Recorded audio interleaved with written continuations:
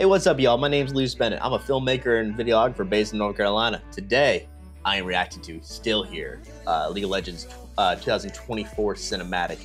And I'm excited about this one. I'm actually, everyone says that about everyone, right? And even I'm guilty of it. But I'm excited about this one because my buddy said it was like Awaken. And if it can even hold a candle to Awaken, which is without a doubt my favorite League of Legends cinematic. So much detail went in it. And if this can even hold a candle, it'll be in my top 3. And that makes me so happy because we all want to see great art. We all want to see amazing stories be told. And it just helps me be inspired. And it helps me keep sharp myself on my own directing because it keeps, I get the chance to break it down, watch it, take notes and steal what I can get away with stealing, you know? Just like, oh, that's cool. I can apply this here and that and the third, but I'm about to get on a rant. Let's go ahead and just get into this one. Tomorrow is a hope, never a promise. Foreboding.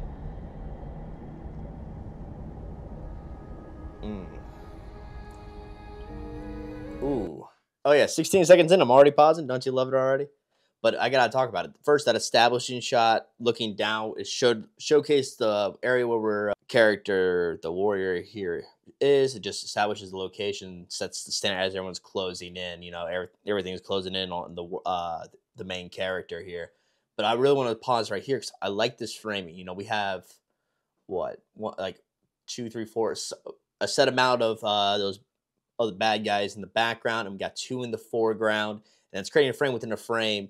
And it helps isolate the main character here. This is why framing is so important and how much time directors and artists and all that go into the compositions because of how good they are, how important of a tool it is for storytelling.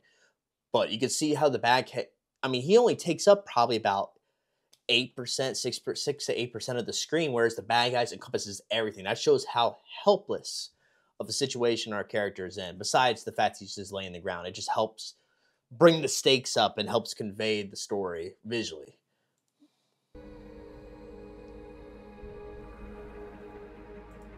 I'm sorry. Individual beard, look at the detail, the grime, the cuts, the hairs that are overgrown. Every hair is rendered out. I mean, that's just insane detail. Ooh, a little POV shot. Either it's the bad guy or his last hope. Ooh.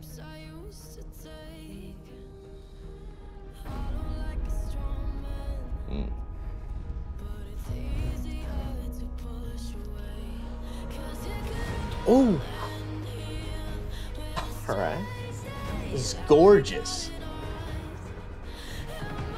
Dude, air combat choreography. Oh. They're doing it right too.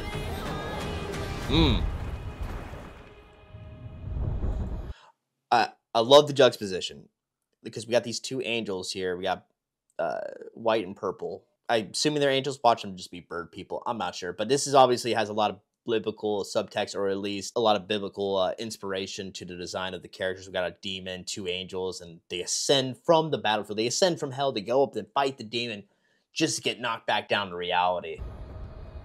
They underestimated their opponent. They just charged in. And now, oh, is this sword alive? Nah, I'm not crazy. You're crazy. Yeah, that sword's okay. Sword's alive. That's a curse. We're putting 5 chips on black. All right. That sword is a cursed object. That guy wasn't always like that.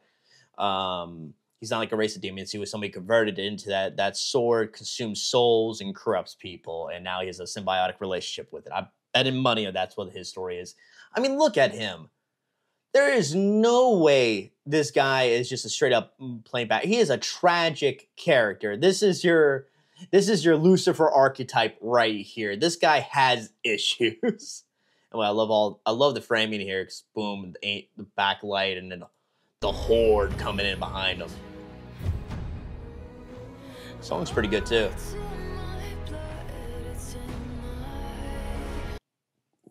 Great framing. Okay, this might be the framing video. Okay, look at this composition. Obviously, our main subject's purple here. She stands up, and it's still a low angle. It's a POV of the white or the blonde one looking up at her, but it's still a hero shot because it's we're looking at she's bigger, larger than life, but she's still we see the demon behind her. It's still taking up the majority of the screen, showing that despite her standing up and being strong, like she is obviously in over her head, like there's definitely a power scale issue here. And I love that because she's still, and we still have the horde coming in the background. Like she's standing up, but this is not going to be an easy fight. This is not it.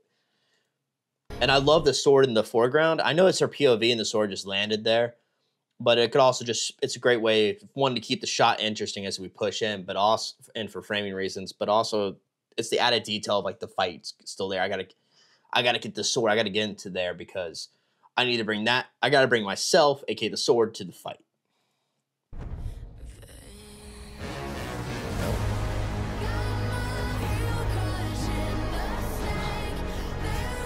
I'm not positive.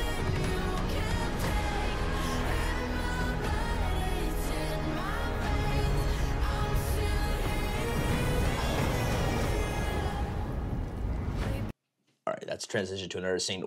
First off, pacing. Pacing's amazing. It ramps up perfectly with the music.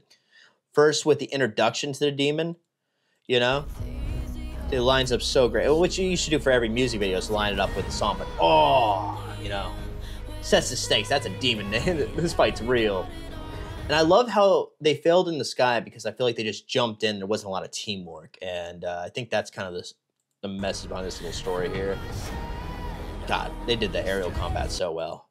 And then, oh God, just this moment.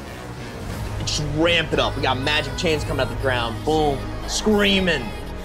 And this is such an interesting shot, too. And it's a smart choice because it would have been, we spent a couple, like 2 shots seeing Purple get up, which was really important because, she was the first one standing up. She was going to stand by herself and do it alone, And that's why we spent more time with her getting up. Versus with Blondie here, when she gets up, we just see her grab the sword. It's like, all right, I'm joining the fight. And see that still not holding him, how powerful that foe is. Like, as much as she's screaming and in pain, like he's like, ah. And this looks so interesting. It's like it's a lot of disdain here. So I'm guessing almost like a paladin and a warlock kind of relationship, right? But she is not a fan of the magic she's using, or just not a fan of her in general, but it's still working together now to finish off this guy. But you can see there's just so much disdain in her look. At first, I thought maybe she was worried and looking past. That's a look of disdain. Hold on. What the hell's the frame? Can I pause it correctly this time? All right, whatever. Just trust me. She's looking disdain. I forget what the shortcut it is to move frame by frame. Oh, man. There's so much good detail here. And she took her sweet time getting up, too. That shows that these two aren't close. There's no way. There's probably old friends that separated in grade school and went down drastically different paths and now are working bad together, or maybe they're sisters, or maybe something yada yada. There's no way they have a healthy working relationship. This is definitely situational. And then we get to see her like really cool holy fire element, which contrasts nice with like the dark magic we were just seeing. And the like fiery X just encompasses them. Sword drop. And there's a symbol in the fire. I'm seeing that. Maybe it's not a symbol. Maybe I'm crazy, but it looks like a symbol to me. And using the fire, the transition to the fiery village, just chef's kiss. Perfect.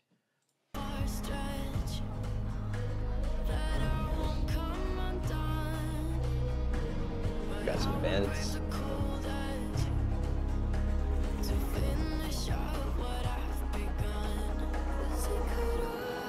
All right. Some great framing here. Basically, they're using kind of the same blocking / framing for each of these shots. But see the first one we have on left and the right. We have the flame being in the foreground with them in the background. But these guys are still on the left and the right. Victim is in the middle and running away. They go and chase her.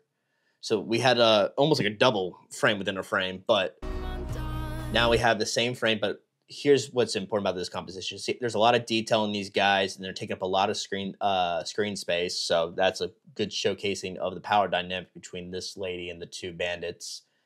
Another thing is she is so tiny. That's even more of a drastic example than the warrior on the ground earlier. And dude, the trip over your dead villager friend, you know, like that's Dale. That's Dale right there. He runs the bakery. You just tripped over him. Dale was useless in life, and now in death, he's even worse. Oh, she's got a baby too. Ooh, it stakes her up. I do like this Dutch angle right here, kind of like foreboding, like these guys aren't right. I mean, obviously he's wearing a goddamn bird mask, and he's wearing a Oni or some type of mask. But and when I say Dutch angle, guys, what I mean by that is, so like, let's say the camera's right here, it's leveled, you know.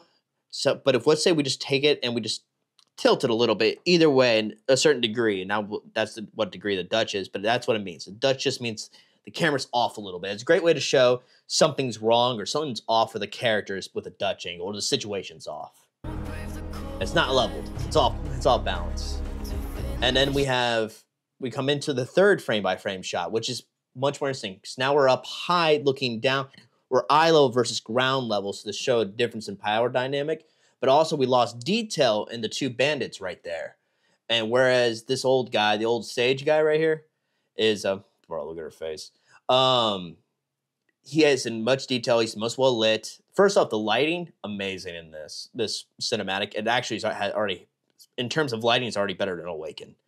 But anyway, we can see how much detail he has, how much space he's taking up. He's the main focus, and he's kind of in charge. He's the one that has the real power here. And then, the minute somebody chuckles at an old man, any type of film, video game, they're dead. It's just the rule. It's like anime rule. Like, the old man's gonna kill you. Love the white. Ooh, I like that little hat shot.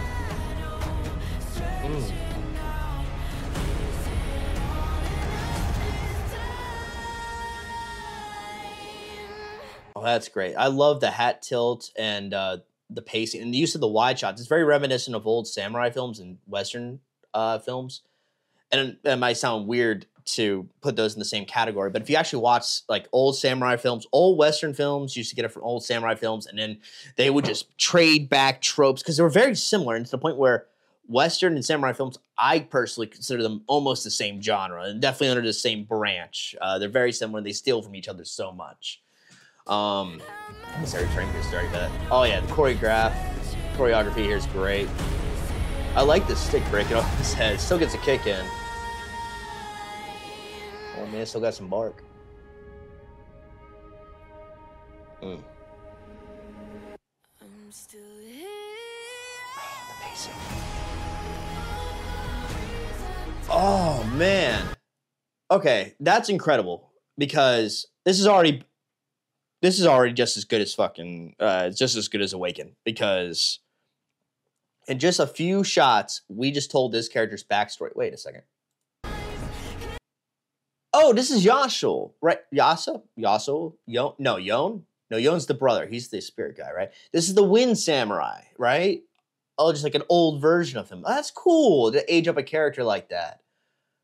Or is it like the previous user of sword magic? I don't know. You guys are gonna have to tell me the lore in the thing. But anyway, in just a few shots, we got the whole story of this guy for the last 20 years, basically, right? We have him win this fight. He's using the staff here. The staff shatters. And the hat falls.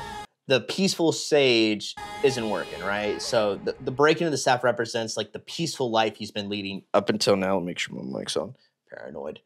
So that's what the wood represents the peaceful. And whereas we see him look down at the sword. See, the sword's interesting. It's in the far left of the frame. It's at a weird angle, and it's not taking up too much space, but just enough space to where you notice it, and it's lower than him.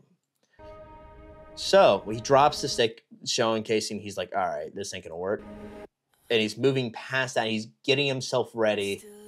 He even closes his eyes to lower himself back down to where he was before. It's almost like a Buddhist picking up a gun, like a soldier turned Buddhist. So he's living a peaceful life. All right, time's rough. And he goes down to pick up the sword. He has to lower himself down to get the sword. He is lowering himself morally and physically to go back to how he was. believe there was a great quote in a show called Vikings. Great show if you guys haven't watched it. At least the first few seasons are amazing. And Ragnar, one of the main characters, is powers. The quote was like, "Power's dangerous because it's whoever and yeah, anybody can get it if they're willing to lower themselves to pick it up. You know, because power corrupts." Oh, that's just so good. And the pacing with the music's great. Oh, that's important. They wouldn't just show the bandages falling off. Now, that could represent a couple things. I like to think, off the top of my head, I would think, under these bandages, there's power flowing underneath them. You can see, I'm still me. I'm still that guy. I'm still going to defend people. I'm not going to let you guys bully me because I'm an old man. Also, it could be if he also happens to have a second wind ability that heals him, then the bandages coming off could represent that. Not sure. You guys are going to have to tell me if that's the case. Oh my god, yeah, he is fast. A wind samurai, so yeah. Oh, right there. That's the best shot so far. That wide where he killed this. Yeah, right here. Hold on now. Don't go away for me now. Yeah, that is incredible framing. Very reminiscent of like Seven. If you guys, first off, if you haven't seen Seven Samurai, go watch it. It's free on YouTube. It's like a super old film, but still solid. And there's so many of those movies that are great that inspired modern movies.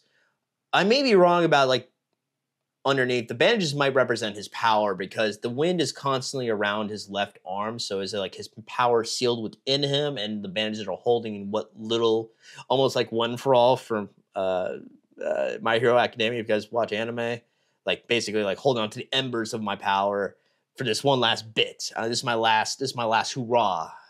But oh, excellent framing. Oh yeah, that's Yasuo. That's the one guy. That's the producer for True Damage right there. At first, I wasn't sure. I was about to feel real goofy here. Close his eyes. Oh no, it's over in a different way. That's tragic.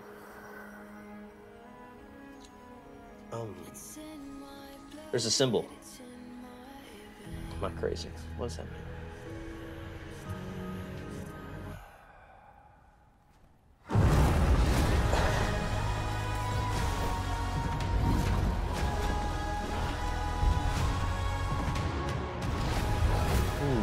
Oh man, what was that shot? First off, this wolf is ethereal. He's hallucinating, right? These are like inner demons. Like he's.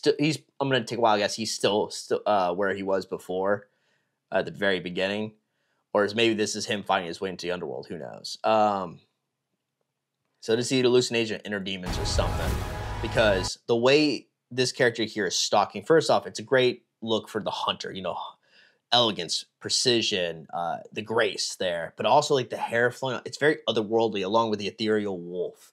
There's a grace, whereas the other one's like a terror, a horror. I love it. It's a nice duality there. Oh, werewolf. Huh. Oh, we're not pausing. Oh, he's raging. Okay.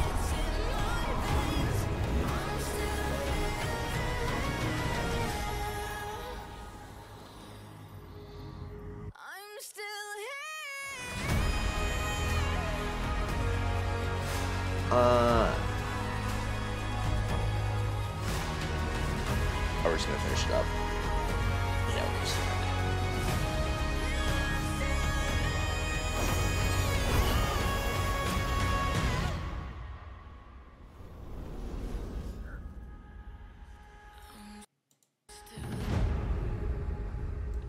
incredible. We're gonna get like an overall conclusion. We just got to go back to this fight because I was thrown aloof with this. First off, he's like a barbarian. He rages like D&D, like a normal. Oh my god, I love that. I love that. And like you can definitely feel his power through this whole thing. But what my interesting thing is, the wolf is ethereal, and so is the bow. But she, I think it's a she. She dodges, so she's not ethereal. She's material, so she can actually be hurt. But the head crook had me confused, but I think I got that dude, the red eyes. I thought for a second he was going to turn into a werewolf, or like, was it Warwick? That is the werewolf? No, different character entirely. He's like a barbarian. I like him. I was really confused, but I think I got it. This is all an hallucination. Obviously, he's still fighting the bandits in the back. In fact, as he's fighting the wolf, what he's actually fighting is the other bandits that were in front of him, minus the last two. What a great transition. A great way to show the eyes turning back to blue or overtaking that. So, either these are guardians of like the underworld or something, a local like Grim Reaper. You know what? No, they're death. I bet you. Please let me not be wrong. They're deaf. And the reason I think that is the confusion of the hunter and then the two arrows coming back. And after he's out of danger, they disappear. So I think he escaped Death's grasp. Also, I'm pretty sure the arrow that killed Yasuo, and that better be Yasuo, or else I'll feel dumb. Yeah, it's the same arrow. So it's the same archer. It represents death, like or like a Valkyrie type character or something. But I like the duality of these two right here. The woodland spirit and the wolf here. She's elegant grace, and he's like that, like I said before. But I think I understand the dynamic because where is it? Where is it? It's up here. No, it's not. Yes, here it is. Dodged it, flits back, tilts head confused. So, yeah, I'm pretty sure it's a she.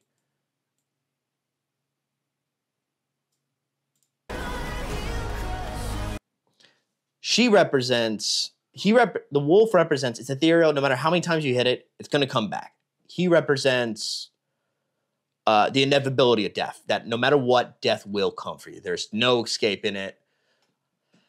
Unless, aren't the Yordles technically immortal? Anyway, that doesn't matter. Anyway, death is inevitable. He represents the ruthlessness of death, whereas she represents the peace of it. I know that sounds weird because arrow to the head doesn't sound that peaceful, but hear me out. That's a quick, easy death. That's you won't even feel it, right? Clean kill. Whereas the other one is you're gonna get eaten alive. So she represents more of the easement into death and how death could be a peace. Death could be moving on to the next chapter of your life, depending on your beliefs or whatever, however the afterlife works in League of Legends.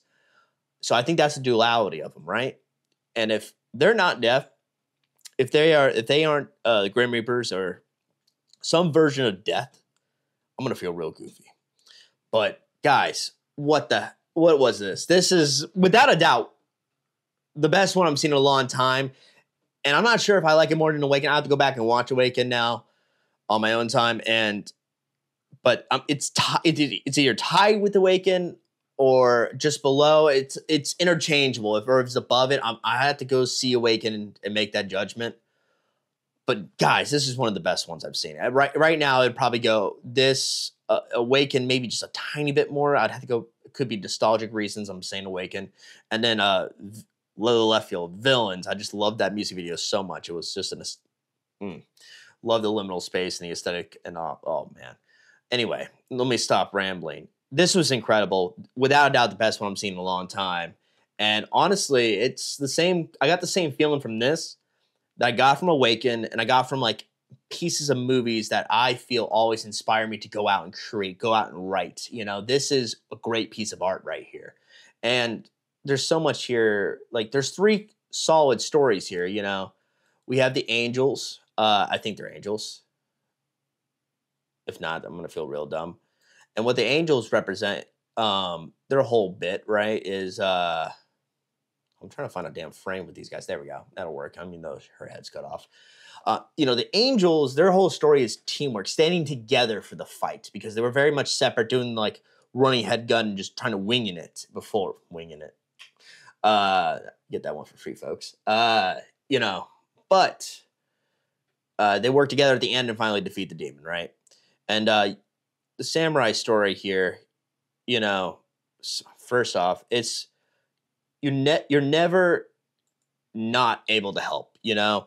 There's no excuse not to fight. The fight never ends, and you fight to your last breath. You're never too old, never too weak to make a difference, you know? Because he did that and he sacrificed himself, some of the villagers got away with their lives, and that is worth the sacrifice, right? And then, of course, the Barbarian. I'm guessing Barbarian. There's no way that's not like a rage. His whole bit, right, is the peace. Not peace. What the hell am I talking about? It's never lose hope. He just keeps fighting. No matter what, he just keeps fighting. Now, think about peace because the one hunter. And, like, hey, fight death. Hell, you can be anything if you put your mind to it. Easy.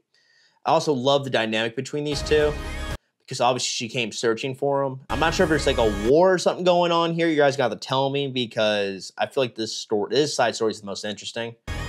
Like I'm not sure they're being a hunter or whatever, but I say she came looking for him not just because of that. They were traveling. She's probably the search party. She shot up an arrow signaling. You know, it's a signal flare, and that just represents we're still here. And what a great way, what a great note to end it on. Also, what is up with the symbols? We saw a symbol in the fire. We saw a symbol on the sword, and there's a symbol on Dev's head. Are they connected? Are they not? Was there not a symbol in fire? No. Maybe I'm losing my mind. That's a big possibility right there. But anyway, guys, thank you guys so much for all the love and support, and I'm glad to be back, and I'm going to be making multiple videos. My goal is to make 3 videos a week at least, and see where that goes from there. I'm going to do a variety of different content once I ease into this, make this like the get steady with this, and then ease into something new. But guys, this was the greatest, this is one of the greatest little pieces of art I've seen in a while, and I'm so happy to see it. It blows Heavy as the Crown out the water. It wasn't Heavy as the Crown's not a bad video, but compared to the bar that Awaken and other videos League's done has set, not even close. Not even close. Still good though. But this is next level. This is A tier. This is S tier. Anyway, y'all have a great day. I appreciate y'all. Have a good night. So don't act like it, and please don't treat me like I'm your